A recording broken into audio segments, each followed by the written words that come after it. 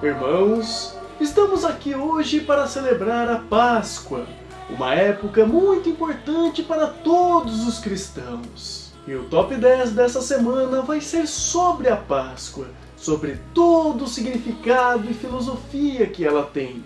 E como vocês sabem, a Páscoa significa apenas uma coisa: coelhinhas peitudas e chocolate. Brincadeiras à parte, nós vamos fazer um top 10 que tem sim a ver tudo com a Páscoa. E não, esse ano não vamos falar de chocolate ou coelhinhas, por mais que eu queria falar de coelhinhas, mas não deixaram eu falar de coelhinhas. E vamos falar sim do significado mais profundo da Páscoa, que é a ressurreição. E nesse top, justamente vamos falar sobre isso. Vamos falar de personagens que foram renascidos. E os nossos critérios da vez são esses daqui: a importância e a relevância do personagem renascido, o simbolismo da ressurreição para a obra, o motivo que fez o personagem renascer e a opinião pessoal. Só que dessa vez vamos ter um critério do que não vai entrar. E não vai entrar personagens que são imortais, fantasmas, robôs ou que continuem vivos por clonagem ou por qualquer mecanismo desse. Como por exemplo a Rey de Evangelion e também algumas pessoas de Steins Gate que eu não vou dar spoilers. E falando de spoilers, sim, vamos ter que dar spoilers, muitos spoilers durante o vídeo. Então vai estar avisado, beleza? Sem explicar muito sobre a obra, tudo bem? O roteiro da vez ficou nas mãos do Cujo, com uma ajudinha do Bruno, do Robson, eu também dei um pitaco ali e aqui, e o Thiago Sato também ajudou. Então esse daqui foi feito por várias e várias mães. Várias mães.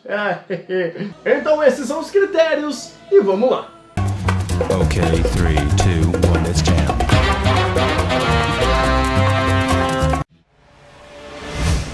Em 10º lugar temos ele, o cara que renasceu para salvar a humanidade um monte de vez. Estou falando do Goku, de Digimon, até porque todo mundo sabe que o Goku é do Digimon, né?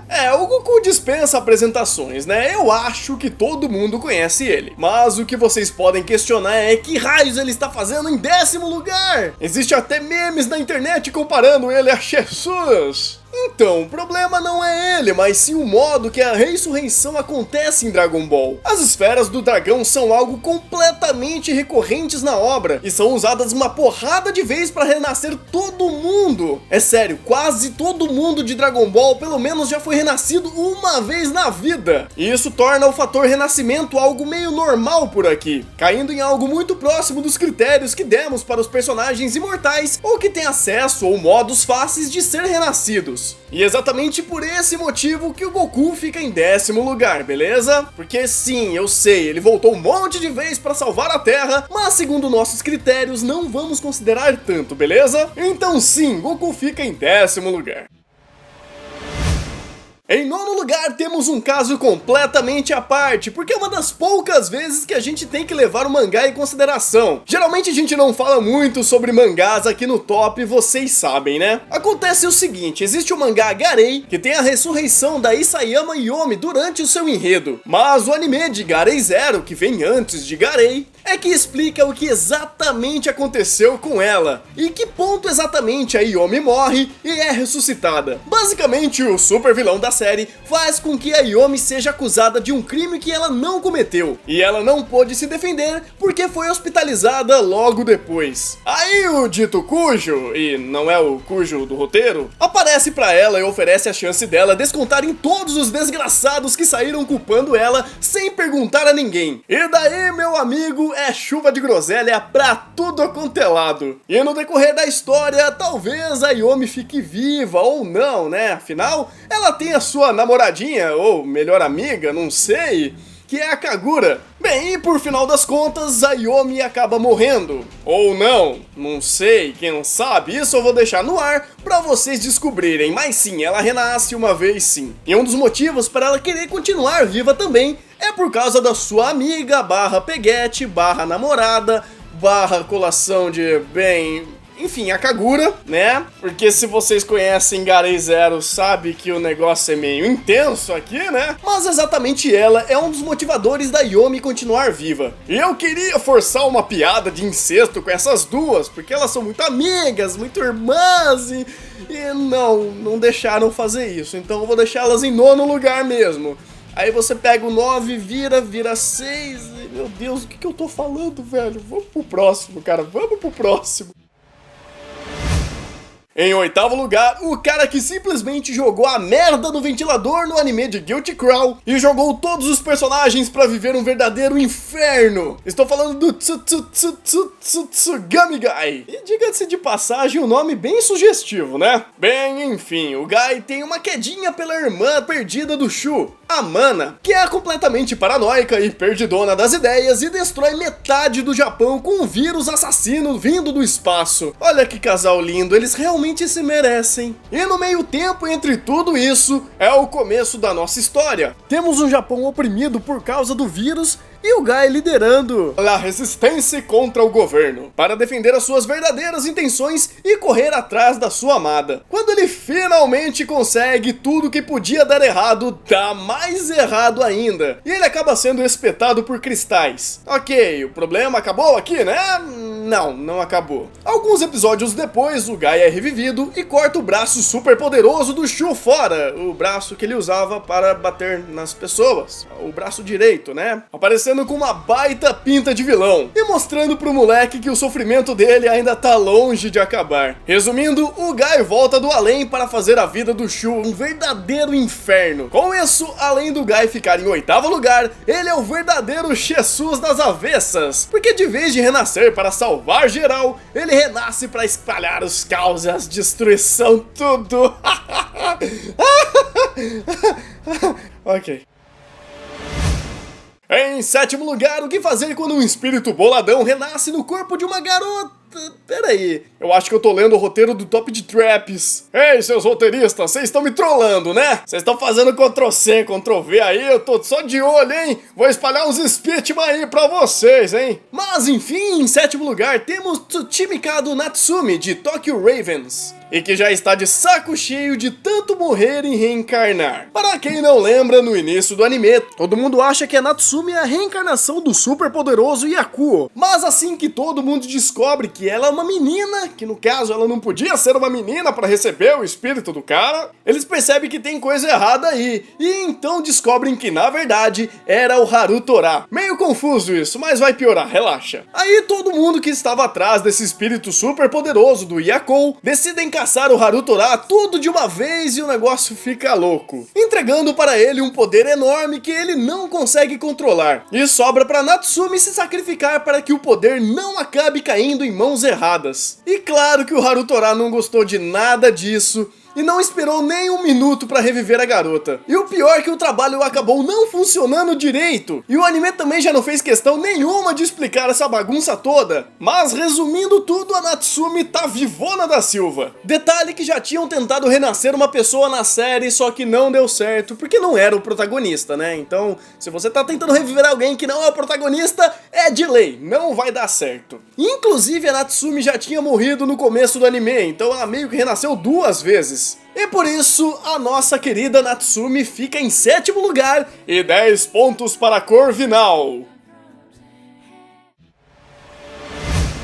E agora aquela posição que todo mundo estava esperando, o 6º lugar! Só que dessa vez não vamos ter piadinhas de incesto, beleza? Porque estamos falando do Lord Genome de Gurren Lagann. Como diz a própria fandom de Gurren Lagann, algumas pessoas são fodas o bastante para ter uma morte épica, mas o Lord Genome teve 2 mortes épicas. É, porque quando se fala de Gurren Lagann, todo mundo exala macheza e testosterona. É tipo quando você fala de Jojo e sua turminha marombada. O nosso querido Lord Genome no começo aparenta ser o vilão do anime, descartando até a sua própria filha, mandando os servos atrás do protagonista, até o Sinnoh mostrar quem ele realmente é, e aí acontece a sua primeira morte. Aí a história segue com todo mundo feliz e contente, só que não, né? Até descobrirem que na verdade o cara tinha boas intenções em proteger a humanidade da raça de Anti-Espiral, que queria acabar com todo mundo, e ele só estava escondendo isso da galera. Então um cara chamado Orocio, que já tinha feito a cagada de chamar a atenção de todos os Anti-Espirais, decide reviver a cabeça do Lorde para ele desembuchar tudo o que sabia. Logo depois uma batalha épica estoura,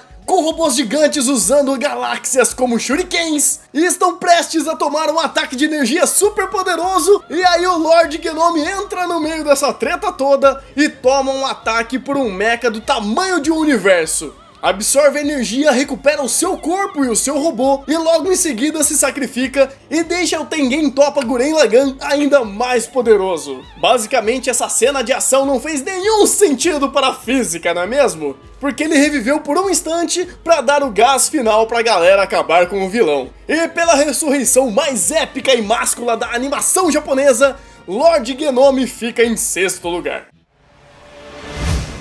Em 5º lugar, temos uma ressurreição de spoiler quádruplo. Como se a gente já não tivesse dando spoiler suficiente por aqui até então, né? E agora vamos falar de Kaito, de Hunter x Hunter. Kaito, ou chamado também de Kite, é um dos mentores de Gon e Killua, e sua morte foi o que desencadeou um desfecho final no arco das Quimeras. Ele foi morto por um dos 3 guardas reais, e tanto sua morte quanto a sua volta teve uma grande importância para a história. Sua derrota como um dos grandes Hunters serviu para dar a dimensão dos poderes das Quimeras, e serviu também como estopim da vingança de Gon mais tarde, fazendo ele perder totalmente o seu controle. A ressurreição de Kaito aconteceu basicamente pela sua vontade própria, e isso foi representado com a sua arma de Nen, que reage de acordo com as suas intenções. No momento de sua morte, ele lutava com a sua arma mais forte, que, segundo a história, só ativaria caso Kaito realmente quisesse muito viver. E com essa história de perder a cabeça, ele fica em nosso 5º lugar.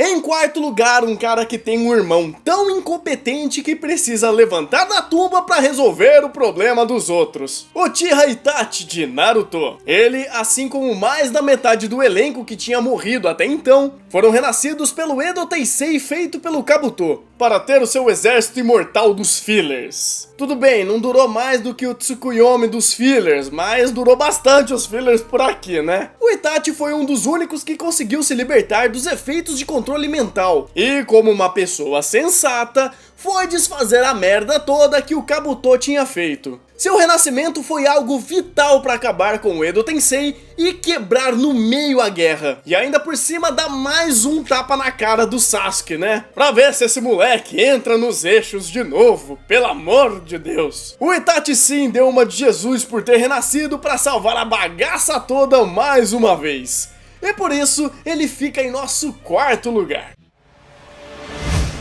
Em 3º lugar, o que dizer desse cara que eu conheço há tão pouco tempo e já considero pacas? Kazuma, do anime com o nome Cornamente Gigante, Konosubarashi Sekai ni Shukufukuo. E eu falei isso sem edição, hein? Que fique bem claro.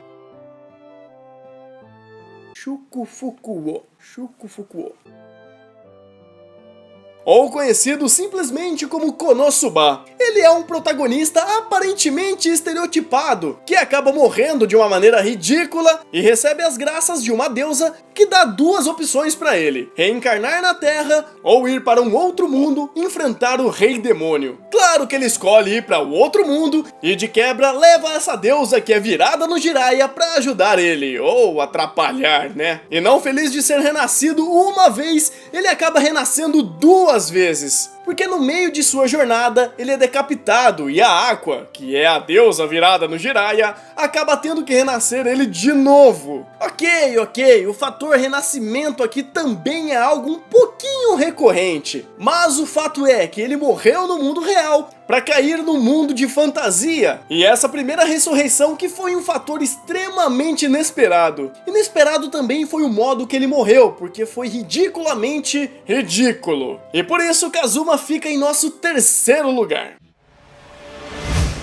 Em 2º lugar, a rapadura é doce, mas não é mole não, rapá. Com vocês, Yusuke Urameshi, de Yu Yu Hakusho. Yusuke é um bad boy de 14 anos que morreu por acidente, mas ele era tão ruim, mas tão ruim, que que nem o mundo espiritual e nem Deus esperava que ele fosse se matar desse jeito para salvar uma criança de ser atropelada. Após a sua morte, ele encontra a Botan e diz que sua morte foi algo em vão, porque mesmo se ele não tivesse sacrificado, a criança ia sair ilesa do acidente. Ela então oferece um teste para ele de ressurreição, porque não tinha previsão para ele morrer e não tinha nem lugar no céu e nem pro inferno pro indivíduo. Logo de cara, o Yusuke recusa fazer o teste, mas depois de ver como as pessoas estavam sentindo a sua falta, ele acaba aceitando fazer o teste para poder ressuscitar. A primeira coisa que ele precisa fazer é virar uma galinha, literalmente. Tá bom, não tão literalmente assim, porque ele tem que cuidar de um ovo especial, que pode nascer tanto um anjo quanto um demônio que pode devorar a cabeça dele. Para nascer uma boa criatura, Yusuke precisa fazer boas ações, que não é bem o seu forte, né? Só que depois de muito sacrifício, ele consegue finalmente renascer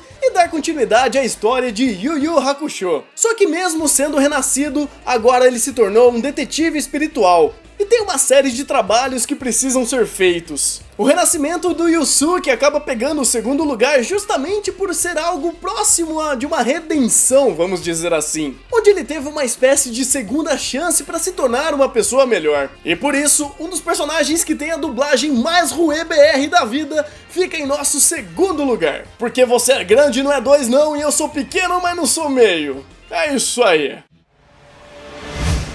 Em primeiro lugar, temos aquele personagem que deveria ter ficado no Shaikão, quer dizer, caixão. Com vocês, Arthur Gaz de Hitsugi no Shaika. Então, a história é o seguinte. A Shaika é uma garota muito boazinha cujo pai era um imperador malvadão. Mas ele amava muito a garota. O imperador acabou morrendo e foi esquartejado. Olha que coisa bonita. E a Shaika teve que literalmente catar todos os seus pedacinhos para dar um enterro digno. É uma coisa meio gore, mas acaba sendo até que fofo, né? Então, ela descobre que existe outras garotas iguaizinhas a ela, e que só mudam a cor, digamos assim. E claro que é uma coisa extremamente bizarra. E o pior de tudo isso é que todas as Shaikas estão fazendo a mesma coisa que ela, catando os pedacinhos do pai. Cada uma por um motivo diferente.